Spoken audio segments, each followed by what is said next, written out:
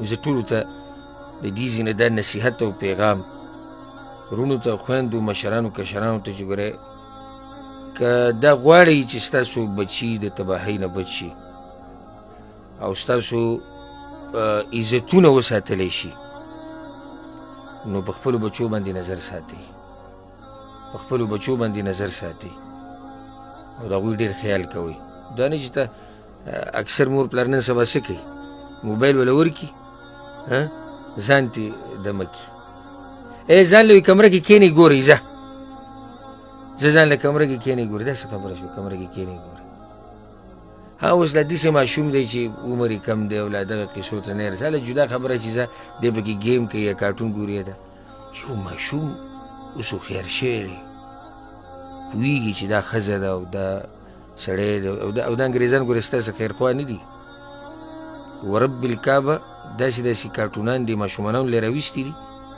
د ماشومانانو له چې په هغې کې دننه ورته هم د مینې محبت او دا قصې کړي دي ماشوم ته یې دغه عمر نه ښایي نو ستاسو څه خیال دی چې انګریزان او دا خلک دا غیر مسلمه زموږ خیرخوا دي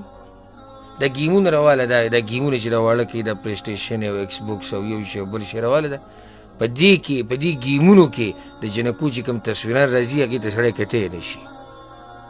هغې په څه طریقه باندې هغوی له تصویر ورکړی جامې ورته داسې اچولي لغړه توغړه به د دې عمر نه یې دل عادت کوي په دې قصو باندې او دې ته ډېر خوشحالېږي هغوی او دې ته ترقي وایي ترقي هغوی څه ته وایي چې خور او ورور یو بل نه پېژني دې ته هغوی ترقي وایي ترقي هغوی دې ته وایي چې د سخر او د انګور رشته ختمه شي ترقي هغوی دې ته وایي چې ښځې د مرضي ده چې هر چا سره یاري کوي او د هلک مرضي ده چې هر چا سره یارانه کوي دې ته هغوی ترقي وایي داسې ترقي نه دی الله موږ ساتي نو الله دې زموږ د عزتونو حفاظت وکړي